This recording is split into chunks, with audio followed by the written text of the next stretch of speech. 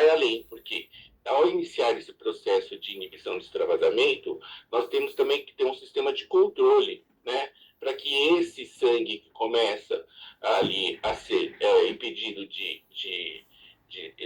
ser extravasado, na verdade, que ele também aconteça com que esse sistema, o sangue não comece a se coagular, formar trombos dentro, ou êmbolos dentro da circulação, e isso leva a uma trombose.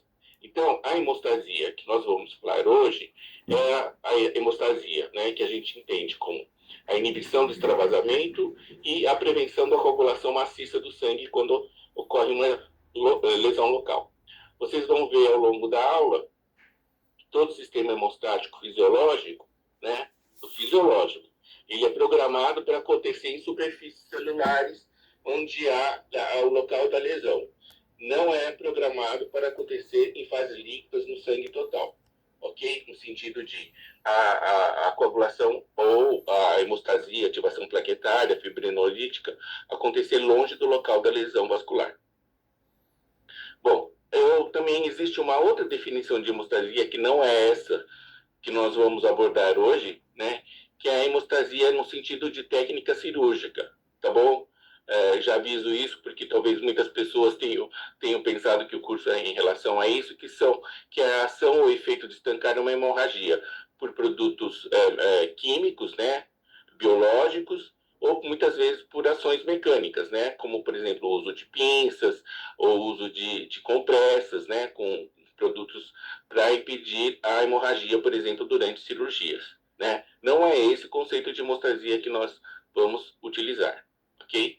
Ainda em relação à definição de hemostasia, um outro conceito que é importante que a gente diferencie, que não é a mesma coisa, que é homeostasia, né?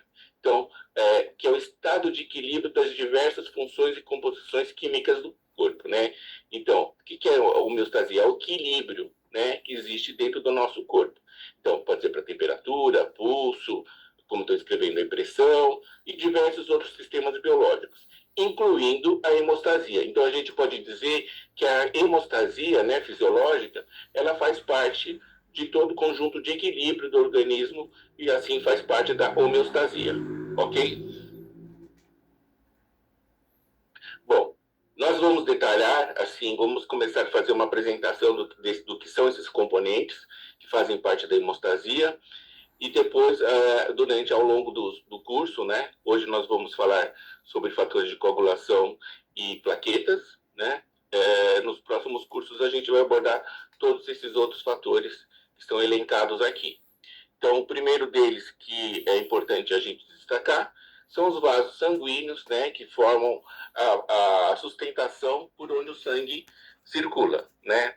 Em especial, onde o sangue tem contato, né, é o endotélio, né? Vocês vão ver que o endotélio não é uma superfície inerte. Ok? Vamos conversar bastante sobre o endotélio, ele é muito importante para manter o sangue circulante e sem coagular, ok? O que muita gente considera como hemostasia são os fatores de coagulação. Então, quando a gente fala de cascata de coagulação sanguínea, muita gente entende que a gente está falando de hemostasia.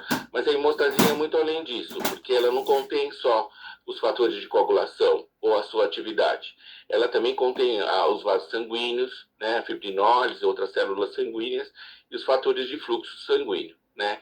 Então, adiantando já, a fibrinólise o que é, né? Uma vez que há a formação da cascata de coagulação, né, haverá a formação de uma rede de fibrina, né, e essa rede de fibrina tem que ser, ao longo do tempo, gerida, né, para que o sangue volte a circular naquele vaso que teve seu extravasamento contínuo de sangue, né? Então, esse processo, né, de controle do andamento da cascata de coagulação, de contenção e degradação posterior e cicatrização, é um processo que a gente chama de fibrinólise, ok? Dentro desse processo também de hemostasia, as células sanguíneas, principalmente as plaquetas, leucócitos e eritrócitos, também têm um papel fundamental, né? Por quê? Porque essas células participam ativamente, né, no processo contenção de extravasamento de sangue e de contenção do prolongamento, da extensão da reação de formação de trombos, ok? E por último, e não menos importante, são os fatores reológicos. O que são esses fatores reológicos? São fatores relacionados a fluxo e viscosidade do sangue. Então, nós vamos ver na última aula que, por exemplo, a hemostasia em uma artéria é diferente de uma hemostasia em uma veia, que é diferente, por sua vez, em vasos capilares, né? São as estruturas funcionam de maneira diferente. São as mesmas que tem todas no sangue, mas algumas funcionam melhor em fluxos maiores, outras em fluxos menores, ok? Então, a viscosidade, por exemplo, está relacionada com a quantidade de fibrinogênio sanguíneo, a alteração de número de eritrócitos no sangue. Então, todos esses fatores interferem na formação de trombos, ok? E na formação de trombos fisiológicos.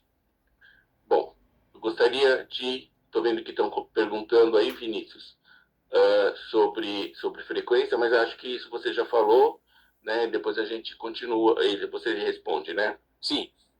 Tá bom.